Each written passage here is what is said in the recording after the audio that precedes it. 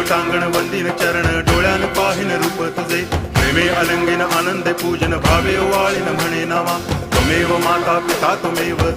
बंधुश्च सखा त्वमेव विद्या तरुणं त्वमेव सर्वं मम देव कायेन वाचा मनसेन्द्रियैर्वा बुद्ध्यात्मना वा प्रकृति स्वभावात् करोमि यद्यत् सकलं परस्मै नारायणायति समर्पयामि अच्युतं केशवं रामनारायणं कृष्णदामोदरं वासुदेवं हरि गिरिधरं माधवं गोपिकावल्लभं जानकीनायकं रामचन्द्रं भजे हरे राम